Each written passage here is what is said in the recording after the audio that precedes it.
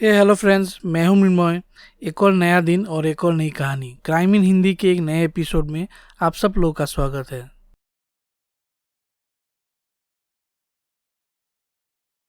दोस्तों, कहानी शुरू करने से पहले मैं ये बोलना चाहता हूँ, प्लीज़ जो भी लोग मेरे चैनल को देख रहे हैं, मेरे वीडियोस को, प्लीज़ अगर हो सके तो मेरे चैनल को सब्सक्राइब कीजिए और मेरे वीडियोस को लाइक कीजिए। और स्पेशल थैंक्स टू उन लोगों को जिन्होंने मेरे चैनल को सब्सक्राइब किया है।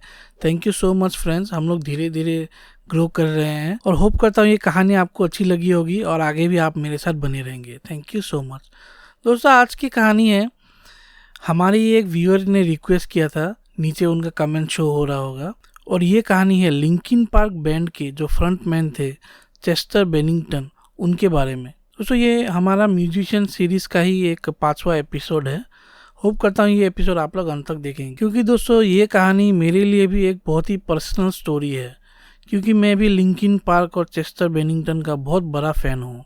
दोस्तों, जिसे भी रॉक म्यूजिक पसंद है उसे लिंकिन पार्क के बारे में तो पता होगा ही। साल 2000 में इनका एक एल्बम आया था हाइब्रिड थ्योरी करके, और वो मतलब इनका डेब्यू एल्बम था, पहला ही एल्बम था, और वो बहुत ज़्यादा हिट हुआ था। और इस एल्बम के साथ ही लिंकिन पार्क और चेस्टर भी दोनों काफ़ी पॉपुलर हो गए थे उस समय। दोस्तों, लिंकिन पार्क के बारे में मैंने सबसे पहले 2003 में मुझे मालूम चला था। वो टाइम में मैं बहुत सारे ऐसे बैंड सुनता था, तो उनमें से लिंकिन पार्क भी एक था। उस समय ये बैंड हमारे इधर इतना ज़्यादा फेमस हुआ था दोस्तों, और स्कूल में भी हम लोग बस इस बैंड या फिर इस तरह के जो और बैंड्स हैं उनके बारे में ही बात किया करते थे। स्पेशली लिंकिन पार्क का एक सॉन्ग है ब्रेकिंग द हैबिट करके, वो मेरा एक्चुअली बहुत ही पर्सनल फेवरेट सॉन्ग है। इस सॉन्ग में एक्चुअली जो हमारे लाइफ में कन्फ्यूजन होता है, और वो कन्फ्यूजन इतना बढ़ जाता है कि चीज़ें सुइसाइडल तक हो जाती है, इस चीज़ के ऊपर इस गाने में लिखा गया। आप ये गाना ज़रूर सुनिए यूट्यूब में। अब बात करते हैं चेस्टर की। तो चेस्टर बेनिंगटन का जन्म 20 मार्च 1976 में फीनिक्स एरिजोना में हुआ था। ये एक अमेरिकन नागरिक है। उनकी माँ जो थी वो एक नर्स थी, और उनके फादर एक्चुअली पुलिस डिपार्टमेंट में थे। उनके इंटरव्यूज में चेस्टर ने बोला है कि बहुत ही अर्ली एज से उन्हें म्यूजिक का काफ़ी शौक था, और उनके फेवरेट 2 ग्रुप थे जिसका नाम है डिपेश मोड और एक स्टोन टेम्पल पाइलट्स। ये दोनों बैंड उनके काफ़ी फेवरेट बैंड थे अर्ली एज से ही। इन दोनों बैंड्स के गाने सुन के वो हमेशा ऐसा ड्रीम करते थे कभी वो भी मतलब उनके जैसे बड़े रॉक स्टार बन सके, म्यूजिशियन बन सके। लेकिन दोस्तों, ये जो जर्नी है उनकी बचपन से लेके रॉक स्टार बनने तक, ये मतलब बिल्कुल भी आसान नहीं थी। यहाँ तक कि इसमें काफ़ी मतलब कठिनाइयाँ आने वाली थी। उसी टेंडर एज में, अर्ली एज में, जब वो सिर्फ 7 साल के थे, उनके साथ सेक्सुअल एब्यूज़ हुआ दोस्तों। और ये एब्यूज़ किसी और ने नहीं, उनके ही एक फ्रेंड जो उससे मतलब थोड़ा बड़ा था, उसने ही किया था। और ये एब्यूज़ करीब 6 सालों तक चलता रहा। तो सोचिए दोस्तों, जैसे अगर एक 7 साल का बच्चा है तो उसके साथ अगर ऐसा किसी ने किया होगा, तो उसका जो बचपन है पूरी तरह से डिस्ट्रॉय तो हो ही चुका होगा। ऊपर से उसका जो मेंटेलिटी है वो कैसा हो गया होगा, कितना वो डर गया होगा। तो इस तरह से उसके बचपन में ऐसी घटना हुई। अब दोस्तों, जिस उम्र में उनके साथ ऐसा हुआ था, तो वो उस समय बहुत ही डर गए थे, और इस बात की चर्चा कई सालों तक उन्होंने कभी नहीं की, अपने पेरेंट्स से भी नहीं। 13 साल की उम्र में मतलब इतना एब्यूज सहने के बाद उन्होंने इस बारे में अपने फादर से बात की, लेकिन ऐसा कभी कोई मटेरियल नहीं मिला कि उस केस का क्या हुआ। उन्होंने इस केस को ज़्यादा परस्यू नहीं किया, और उन्हें ये भी मालूम चला जो उसके साथ मतलब जो उसका फ्रेंड ऐसा कर रहे थे, तो वो भी एक्चुअली एक चाइल्ड सेक्सुअल एब्यूज़ का शिकार था। शायद इसीलिए सिंपैथी में आके ही उन्होंने इस केस को परस्यू नहीं किया। अब दोस्तों, 11 साल की उम्र में इनके माता पिता का डिवोर्स हो गया। अब ये जैसे हर केस में हम लोग जितने भी अभी तक मैंने एपिसोड किए हैं, सब में आपने एक कॉमन देखा होगा कि पेरेंट्स का डिवोर्स हो जाता है बचपन में, और उसका बहुत ही एक निगेटिव इफेक्ट बच्चे के दिमाग पे पड़ता है। तो यहाँ भी ऐसा हुआ कि डिवोर्स हो गया, और उनके साथ तो एब्यूज चल ही रहा था, तो इस चीज़ का बहुत ही निगेटिव इफेक्ट चेस्टर के दिमाग में हुआ। उन्होंने अपने इंटरव्यूज़ में बोला है कि उन्हें ऐसा लगता था कि वो घर से भाग जाए या फिर लोगों को मारना शुरू कर दे। लेकिन उन्होंने एक चीज़ अच्छा किया कि उन्होंने ऐसा कुछ नहीं किया। इसके जगह पे उन्होंने ड्राइंग शुरू किया, आर्ट किया, और पोएम्स और गाने लिखने शुरू किए। इनके डिवोर्स के बाद चेस्टर अपने फादर के साथ रहने लगा। और ये वही टाइम था, मतलब 11-12 साल के वो रहे होंगे, तब की उम्र में ही वो ड्रग्स एब्यूज़ में घुस गए और ड्रग्स उन्होंने लेना शुरू कर दिया।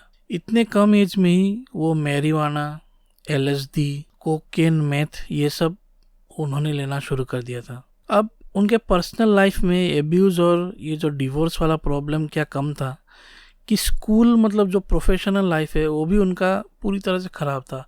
और उसका मेन जो कारण है वो है स्कूल में जो बुलिंग होता है, बहुत ही ख़तरनाक बुलिंग होता है शायद अमेरिका में। मैं कभी तो गया नहीं हूँ, लेकिन हर एक एपिसोड में हर एक क्रिमिनल हो या जिन्होंने ऐसा सुसाइड वगैरह किया है उनके बारे में पढ़ने से पता चलता है कि बचपन में हुआ इन एब्यूज़ के कारण ही उनका जो जवानी है, बाद का जो साल है ज़िंदगी के, वो सब डिस्ट्रॉय हो जाते हैं। और ऐसा ही था, स्कूल में उनके साथ बहुत ही मतलब भारी बुलिंग होता था। उन्होंने इस बात की चर्चा मतलब कई इंटरव्यूज़ में भी की है। स्कूल में उनके साथ ऐसा बुलिंग होता था, उसकी वजह थी कि वो बहुत ही पतले थे। अब इतनी सारी परेशानियों की वजह से 17 साल की उम्र में वो अपने माँ के इधर आ गए। पहले फादर के पास थे, अभी माँ के इधर आ गए। उनकी मम्मी एक्चुअली काफ़ी स्ट्रिक्ट महिला थी। उन्होंने उसको एकदम कमरे में बंद कर दिया, क्योंकि 17 साल की उम्र आने तक उनका ड्रग एब्यूज़ और ये सब अल्कोहल लेना बहुत ही ज़्यादा बढ़ गया था। अपने मम्मी के यहाँ आने के बाद शायद उन्हें भी खुद रियलाइज़ हुआ कि थोड़ा अब सीरियस होने का टाइम है। तो उन्होंने क्या किया, एक बर्गर किंग में नौकरी करना शुरू कर दिया। और ये वही टाइम था जब वो प्रोफेशनल म्यूजिशियन भी बनना चाहते थे, तो उसके लिए भी वो तैयारी कर रहे थे। दोस्तों, साल है 1993। ये वही साल था जब उन्होंने अपना पहला बैंड शुरू किया और इस बैंड का नाम उन्होंने रखा द ग्रे डेज। इसके भी गाने यूट्यूब में हैं, आप देख सकते हैं। द ग्रे डेज के साथ उन्होंने कई डेमोज मतलब जो पहले सॉन्ग्स होते हैं, और 2 एल्बम भी रिकॉर्ड किए। काफ़ी पुरानी बात है दोस्तों, 1993 में ही उन्होंने मतलब एक एल्बम रिकॉर्ड करना बहुत ही बड़ी बात है। अब दोस्तों, वो ग्रे डेज में आ तो गए थे, एल्बम भी रिकॉर्ड कर रहे थे, पर उनका म्यूज़िक करियर कहीं पे ऐसा जा नहीं रहा था। मतलब वो बहुत ही स्ट्रगल कर रहे थे। और एज ए म्यूजिशियन सक्सेसफुल होने के लिए जो रिकॉर्ड डील है, जैसे म्यूज़िक कंपनी है हमारे इधर, जैसे T सीरीज़ है, वेव, ये सब कंपनीज़ है, तो इनके अंडर आपको कॉन्ट्रैक्ट में आना पड़ेगा, तभी ये लोग आपके म्यूज़िक को प्रमोट करेंगे, फिर आपको भी कुछ मिलेगा, उनको भी। इस तरह का म्यूज़िक बिजनेस जैसे आप लोग समझ सकते हैं।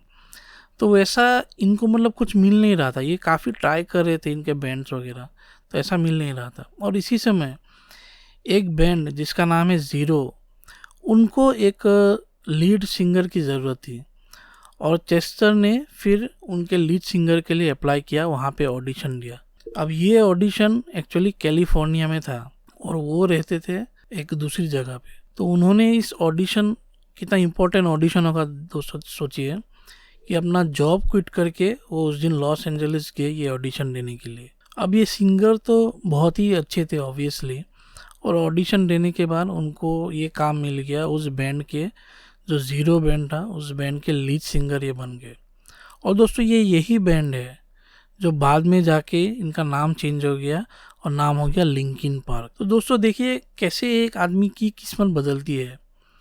जैसे हम जैसे लोग जो कॉमनर्स हैं, हम सोच भी नहीं सकते कि ऐसे जॉब क्विट कर लेंगे और किसी बैंड में जाके मतलब ऑडिशन देने के लिए, इस तरह का कैरियर स्विच हम लोग सोच भी नहीं सकते। लेकिन ये जो एक्स्ट्रा ऑर्डिनरी ये लोग हैं, ये लोग ऐसा ज़रूर करते हैं, ऐसा रिस्क लेते हैं और हिस्ट्री क्रिएट कर देते हैं। इस बैंड लिंकिन पार्क मतलब जब शुरू हुआ था तब ज़ीरो नाम था, उसके साथ भी रिकॉर्ड डील मिलना थोड़ा मुश्किल था, लेकिन कुछ दिनों बाद ही उन्हें द वार्नर ब्रदर्स रिकॉर्ड्स में उन्होंने एक डील साइन कर लिया। अब दोस्तों दिन था 24 अक्टूबर 2000, साल 2000, और ये वही दिन था जिस दिन लिंकिन पार्क का जो डेब्यू एल्बम है, पहला एल्बम हाइब्रिड थ्योरी रिलीज़ हुआ। और इस एल्बम ने दोस्तों एकदम धूम मचा दी थी, क्योंकि ये बहुत ही अलग तरह का म्यूज़िक था, बहुत ही मतलब, अब मैं आपको ये कैसे समझाऊँ, मैं एक एग्जांपल देता हूँ। जैसे समझो आप कुछ फील कर रहे हैं उस समय, और समझो कोई एक गाना है जो उसी चीज़ को बोल रहा है, तो आपको कैसा लगेगा? आप इमीडिएटली उस तरफ अट्रैक्ट हो जाएंगे।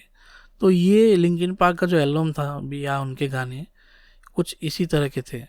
और मैं भी उस समय, आजकल इतना नहीं, लेकिन उस समय जब मैं स्कूल में था तो काफ़ी मैं इन्फ्लुएंस हुआ था, ये सब गाने मैंने सुने थे। काफ़ी अच्छे गाने हैं दोस्तों, आप लोग भी सुनिए, अगर आपके लाइफ के साथ रिलेट करता है तो आपको बहुत ही अच्छा लगेगा।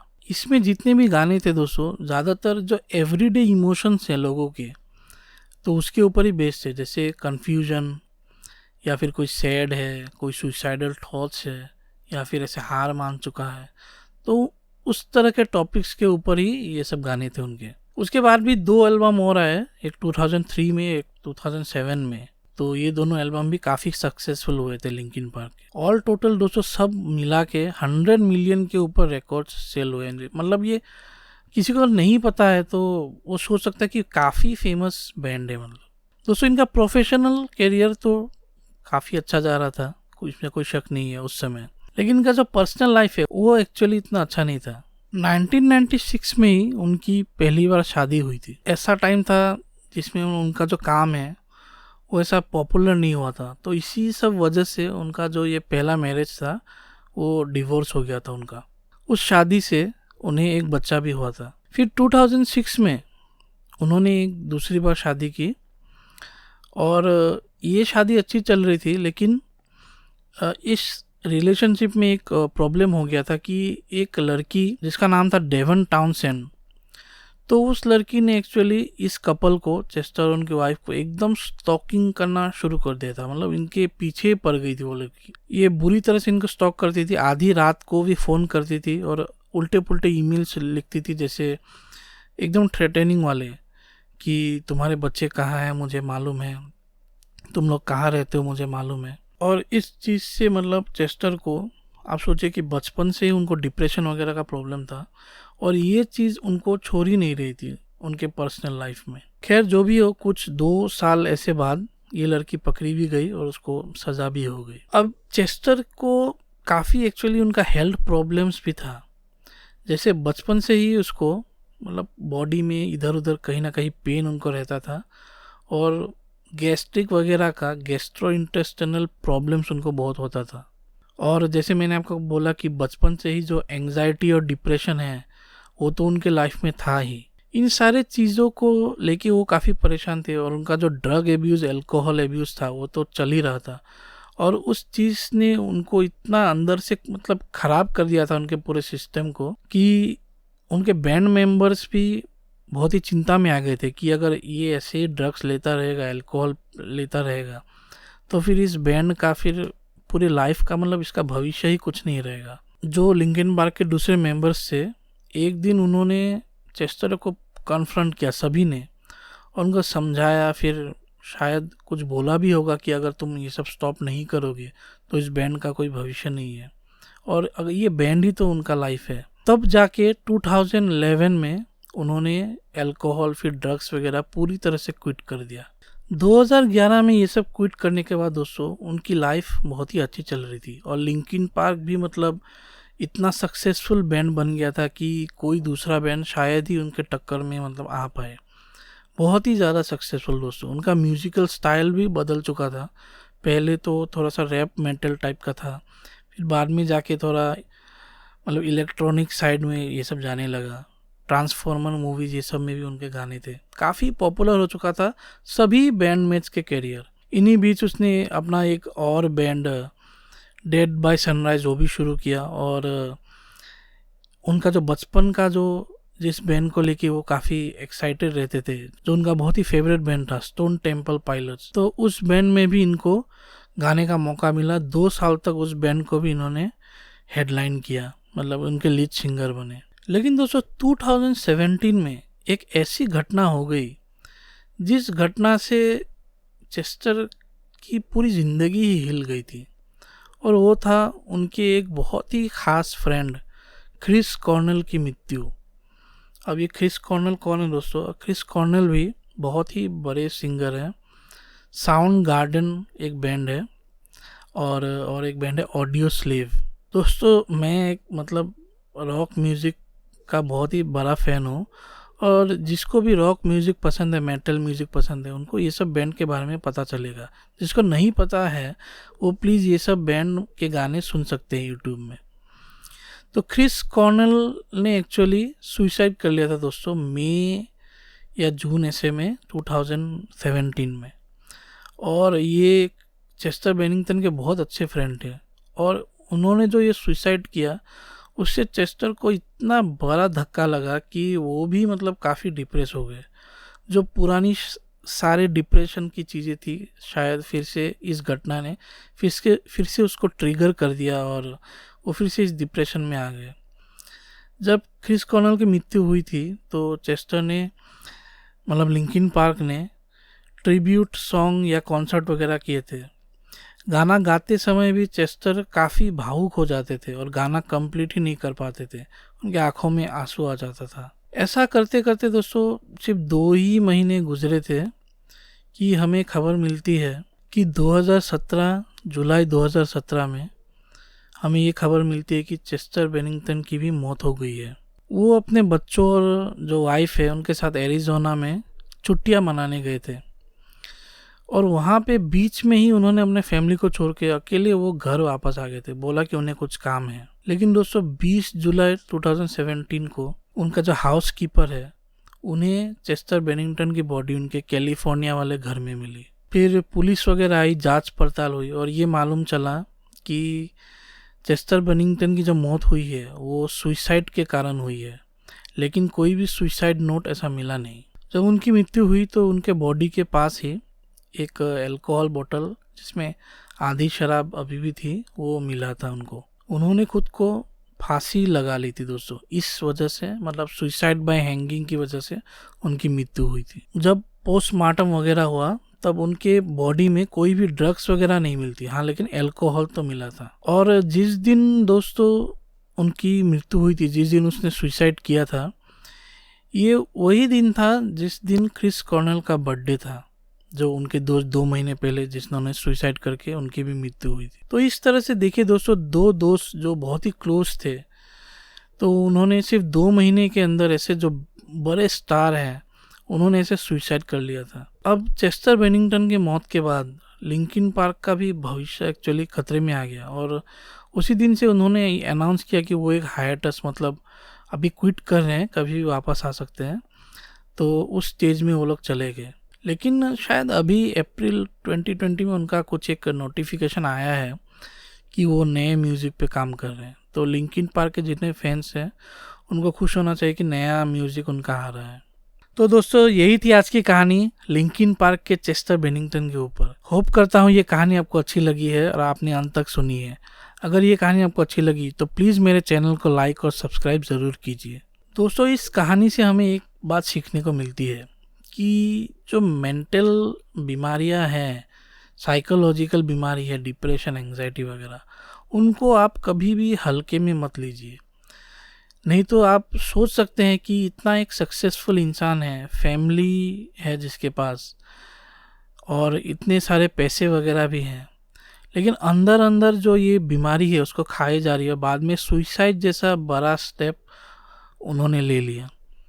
तो हम भी अपने परिवार वालों से प्यार करते हैं, और किसी को भी अगर इस तरह का प्रॉब्लम है तो पहले बार ही जाके आप उनको डॉक्टर वगैरह के पास दिखाइए या फिर कोई साइकोलॉजिस्ट के पास जाइए जो इनको कंसल्ट वगैरह कर सके।